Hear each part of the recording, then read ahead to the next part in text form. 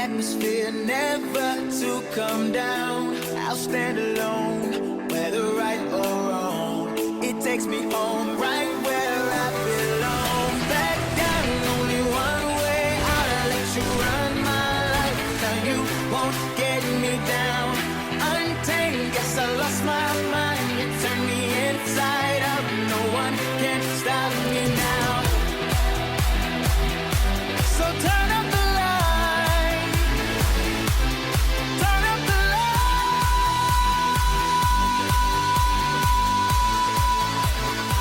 This is what I waited for, 'cause the clock keeps ticking, hard for me to keep up. I can't take it no more.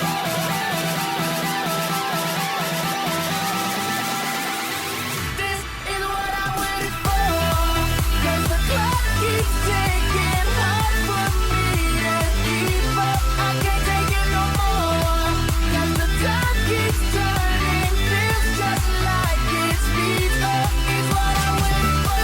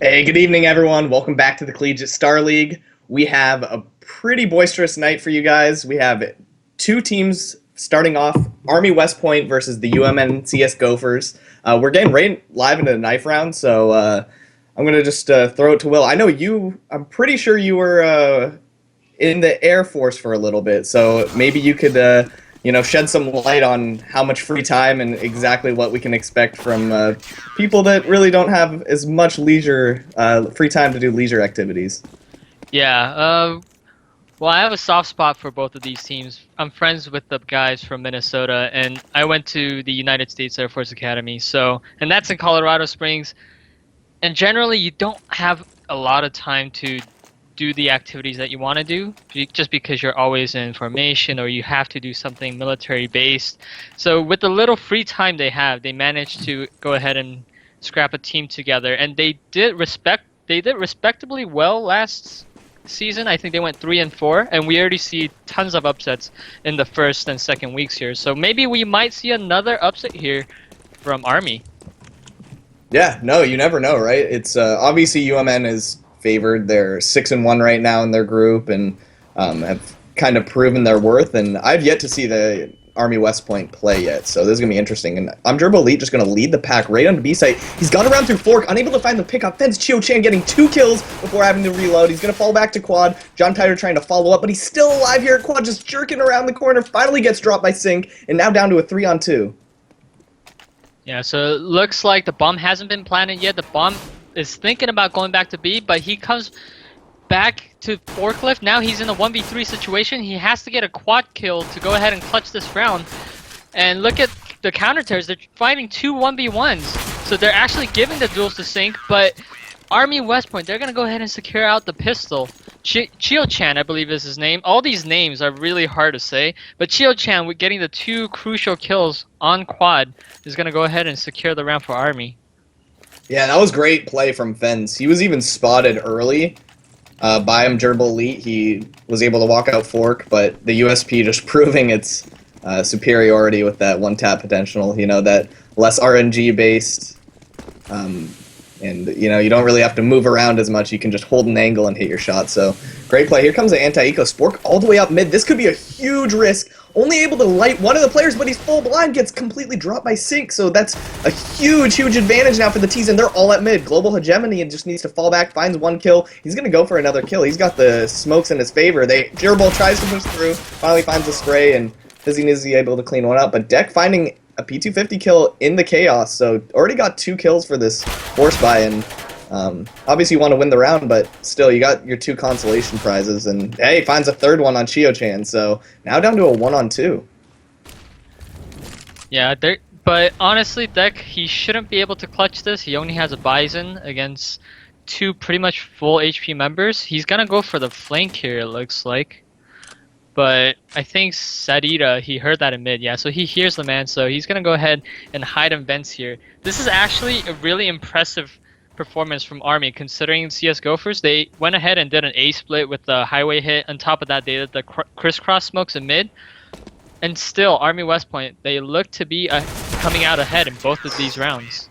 Yeah, he almost got that. Sadida, you're right, he did hear him mid, and he was looking towards Z expecting some sort of large flank. And he was able to sneak his way out vent, thanks to the other CT just sitting in Sunroom, and he was able to drop down without being heard and almost actually killed Sadida in that round. So yeah, pretty, like you said, that was pretty good hold from West Point. Obviously, yeah, one of the defenders at mid just got completely flashed and was unable to just finish his first kill. But yeah, good play overall. Army with a fantastic start, to be honest. They needed the pistol. They probably need the second pistol as well, but we're going to go ahead and see how this first half pans out. And you can see the terrorists, they're just going to go ahead and try to body onto this A side, try to get a plant down. This is their mission. Yeah, no, definitely. That's all they need. They have no armor, no guns to work with, and yeah, they're just getting mowed down. Deck finds a kill. We've seen him last alive before, and yeah, not much you can really do, especially when they stack the A site like that. That was a perfect read by Army, and yeah, this is where it really counts. Full AKs coming out from UMN, and are they going to hang out? Is Chio-chan going to hang on to this MP7? Obviously a fairly powerful SMG. The fire rate is pretty insane. So even though it doesn't have the armor penetration, it's considered better by a lot of people than the UMP for that reason, even though that does provide that helmet penetration. The MP7 just shoots so fast. And there's the first entry by Gerbil. Frizzy Nizzy gets boosted in the vent, but that was totally conveyed, and they knew exactly what was happening. And Gerbil, he's looking for a triple here at mid. Finds the guy Z, but that smoke was just off, so it's up to Spork here at quad, unable to find anything. I mean, from highway rather, and yeah, now it's just over. Global Hegemony just needs to save this. Yeah, I was ready to be impressed by Army because just the way they were playing their setups and the way they bought, I had a feeling that they were going to win this first gun round, but that's not going to happen. Actually, Global Hegemony, he whiffs his spray. Yikes, maybe a little bit of nerves getting into his system right there, but yikes, you want to get that kill right there. That's right. Not something you should be missing. No, exactly. And yeah, they're playing it really well the first 3 rounds. I think they just maybe got a little overconfident because that vent boost came out so early that the T's were right there. You're not going to be able to do anything, especially when you know you have 2 CTs mid already holding the crossfire. You really don't need to push vent until the call comes in. So obviously just going for their default, and they got completely punished. And yeah, so 1-for-1 trade. Chio-chan sitting here at Fork. A really bad position for a P90, to be honest, especially if you're going to take the peek, but he's going to go for the wide peek, gets dropped by the AK-47. Yeah, and there's John Tider going to basically finish opening up the A site. This was a buy round, too. It doesn't look like it, but at least Sadida going to get one more kill, and if they can find one more entry in the next 10 or 15 seconds, they might go for this. Yeah, so they went ahead and forced up. Army has a kit, but they have to move now. They don't have too much time. Nice pick from Sadida. He's going to have to go ahead and clutch this by himself, but he's not going to be able to. And Army, they're going to be forced onto a save here.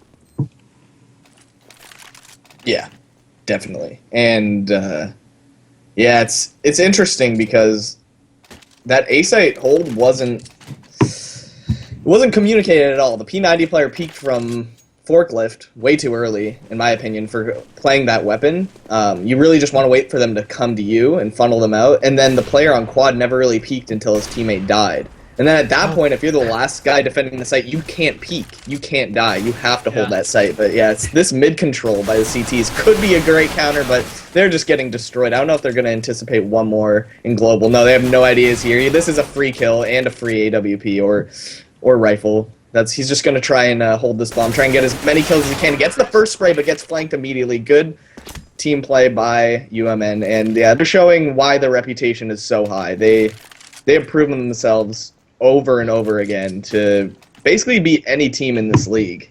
Okay, that was pretty sick. Deck, he was just spamming through that mid door, and he got 2 wall bangs.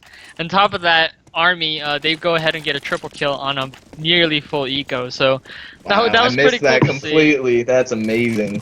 Yeah, there goes awesome. Deck again. He's trying to wallbang yet again. He got 2 wallbangs before. You can see he's so close to Sedita, but Sedita, he's going to be in the middle of nowhere and going to get caught out. You can see Gophers, they're opting to play really fast. Every round, they're just going up A main, they're going up mid, they're going up B now. So they're just playing fast, way too fast for Army to go ahead and react, and they're going to have B site completely to themselves. Yeah, they're understanding how the Army's playing, and more often than not, they end up leaving 1 or 2 guys totally secluded up in a really uncomfortable situation where they're unable to trade. So why not just group together and push them and take these individual aim battles, because they know they have the skill and they know they can beat them. So there's really no reason to even try and strategize or try and set up a T-side default. You don't really need to spread around too much, especially with the fact that the Army hasn't really made any pushes as CTs. They haven't really pushed A main or squeaky or put pressure anywhere besides mid, so they can just take advantage of that and push them and surround them, right? Like we've seen them more often than not trying to push and trying to make these plays up close, but never quite going for any flank plays. So Army West just playing a little bit too predictably now, and I can see this happening again. Here's that mid control. Durable Elite drops global hegemony, so this is an anti-eco, but they'd still love to get at least a kill or 2. Yeah, this should be a pretty clean round though. UMN, they should take this pretty easily. They lose 1 guy, but they shouldn't lose any more. Spork, he goes ahead and gets an op. If anything, they should try to save. And Sedita, he should try to protect him. But Sedita, he's going to go ahead and go aggressive. That means Spork is going to get hunted down at the end of the round. So Sedita, he's going to go ahead and spot a guy, but he's going to go down. Now Spork, he has to save this op because you could bet your money that he's going to get hunted. He goes ahead and gets the first frag. Is unable to get the second. Yeah, at that point, Sedita, he should have just held an angle with the guy saving the op. But you can see maybe a little bit lack of practice coming in just because of their rigorous lifestyle. The military lifestyle that Army has to undergo. So yeah, how often do you actually get, would you say, like per day on average of free time? I guess it's what you make of it and how well you manage your time, but it's not much. Oftentimes you're boggled with formations and PT or other military inspections and stuff like that. So you just don't have that much time. On top of that, you still need to get good grades academically. Right, Chioshan, he's able to get 2 tags before getting dropped, so kind of did his damage with that scout, but that's an open site. He was the only guy defending it, and they're just going to kind of mow through. Durable still finding another kill even though he was dropped to 30 HP. Yeah, so again, A site's completely taken. Army, they can't retake at this point. Nice shot coming in for Sedita, but instead of saving, he decides to try and go for it, and it looks like everyone's just going to go ahead and get mowed down. At that point, you really can't retake, but I guess Army, they're trying to do something. They're trying to make something happen because they realized they lost 6 in a row. They might lose out the half, actually. You can see how crucial the pistol round was, and the second pistol round is going to be crucial as well. Army, at this point, maybe wants 2 more rounds out of the remaining 6 or remaining 5. I guess 2 more rounds is pretty much what they're hoping for. I think that would be a good half for them. Yeah, definitely. And at this point, they just want anything they can get. There goes Sedita, pushes mid with the 5.7, able to pick up the AK-47. Surprised he hasn't dropped it to his teammates with armor.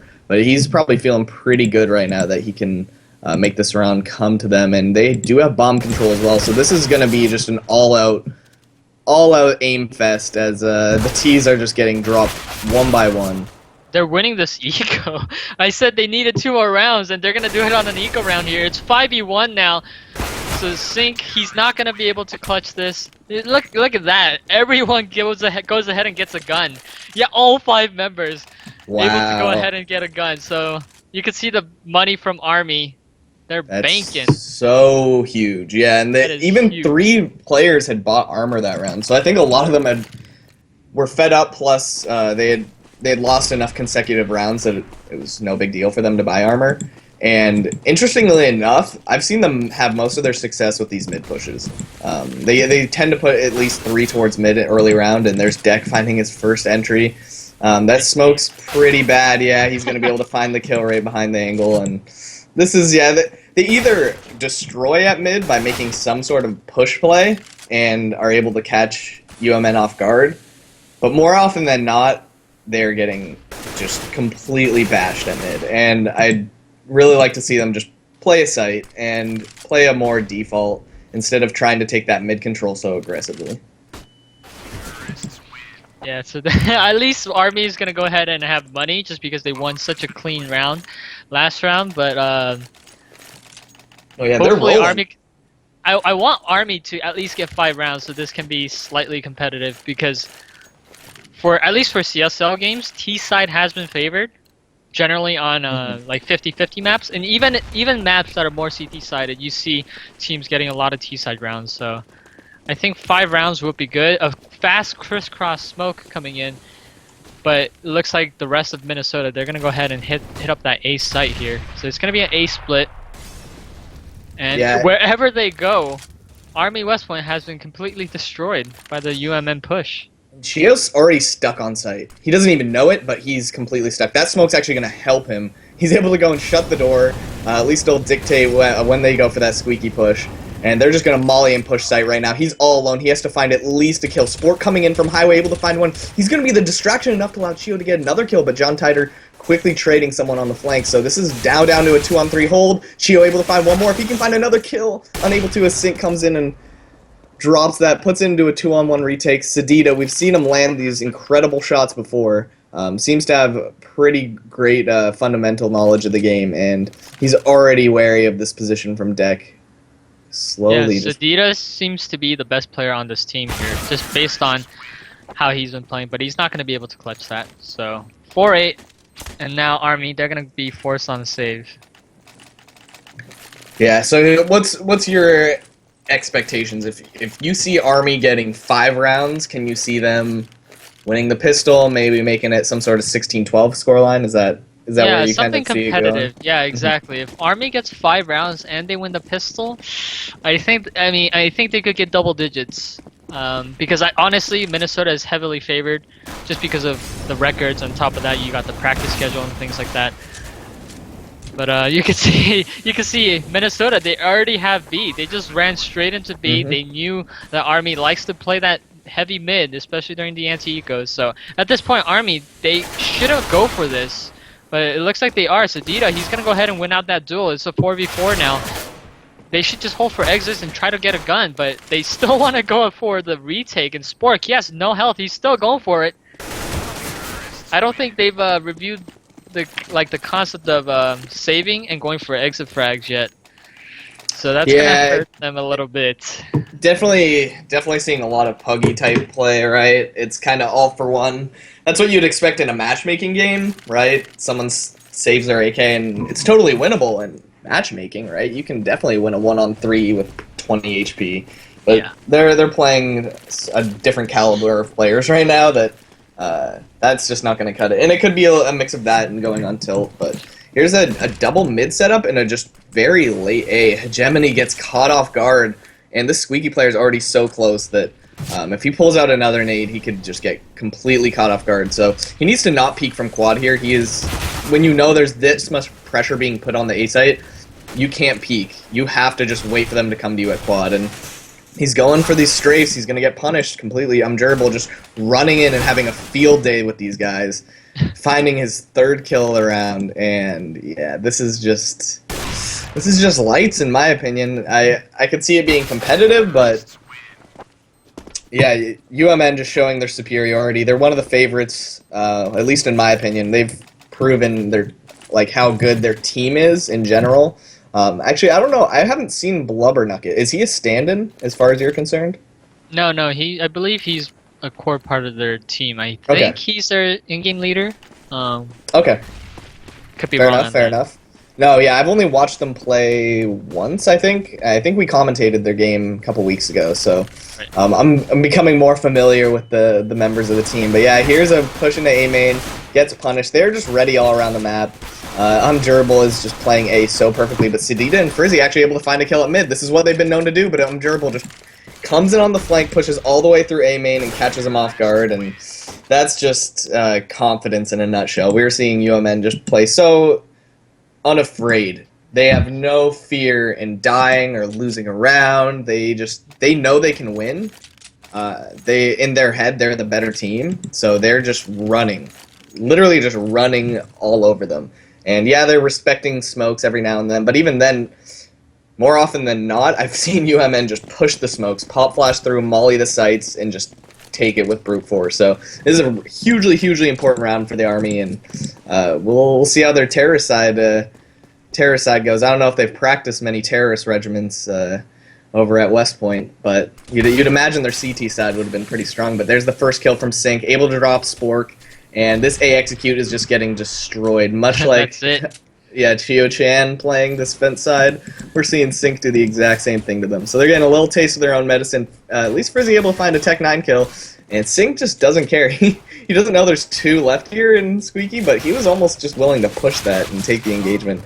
And there you go, finds the kill through the door, able to spot Chio-chan, and this is lights in my opinion. I can't see Sedita clutching this, and if he does, he is a god.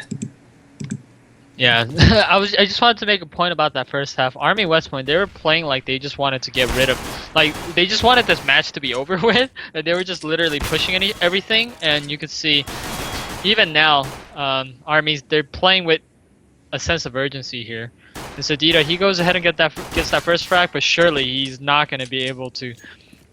Oh, he can get the plan down for sure. He spotted the two CTs chasing him, so he knows they're both on his flank. Obviously, he's going to safe plant here.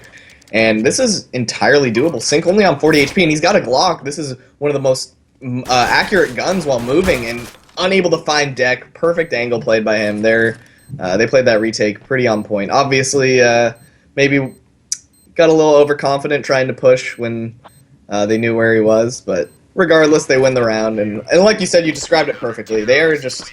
It's almost like they have dinner plans in 20 minutes. They have Yeah. a movie date, and they told their friends they'd be there. And then they got asked, "Hey, can you scrim tonight?" And they're like, yeah, who are we playing? Oh, okay, yeah, we got it."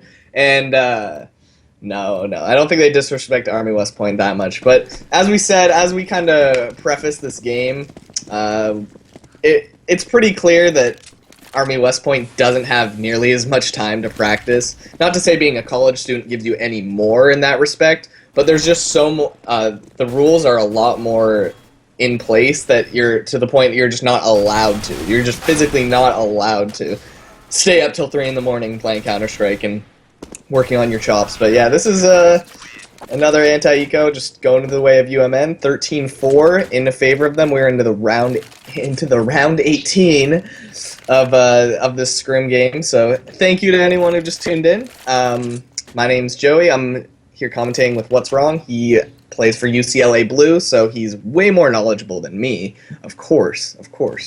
Oh, no, you flatter yourself. I'm flattering myself? Oh, no. You're way more, you're 100% more knowledgeable than me.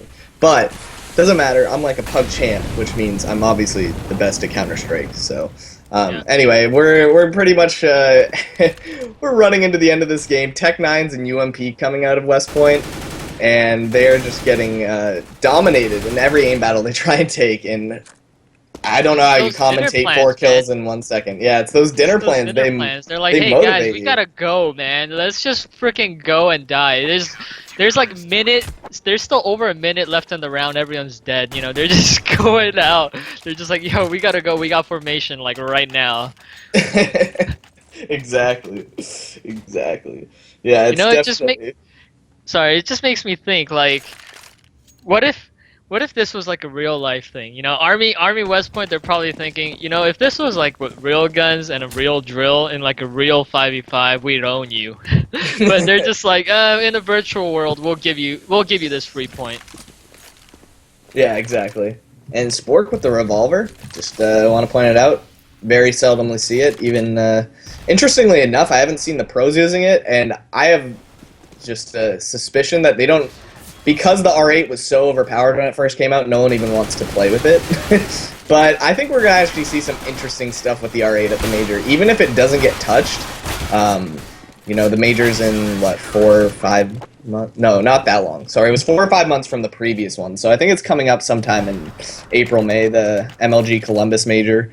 And even if the R8 doesn't get touched, I could see someone like JW just showing how broken it still is. Because I've seen some players, obviously, in ESEA, which isn't that legit, but I've seen some players do some crazy stuff with that right click. The right click on the R8 is almost, in my opinion, as broken as the CZ is right now, which isn't that much. But Valve being very famous for trying to buff things, when they see the player base isn't using their gun, I could see a buff coming in pretty soon. Yeah. So it looks like the CT side, they're going to go ahead and just push. Maybe they have dinner plans as well. They're just saying, hey, let's get this game over with. Army is actually going to punish that kind of overzealous push, and they might actually win their first terror side round here. It is a 4v2, and Army, they're trucking it back towards the A side, and A side is completely open because both the terrorists are on the big flank. So Frizzy Nizzy, he's going to go ahead and get his third kill of the round. So now John Teeter, he's all by himself. He has to clutch this. He gets the first kill, but he gets traded out immediately, and Army gaining their first terrorist round. It looks like their plans are going to have to wait. Yeah, exactly.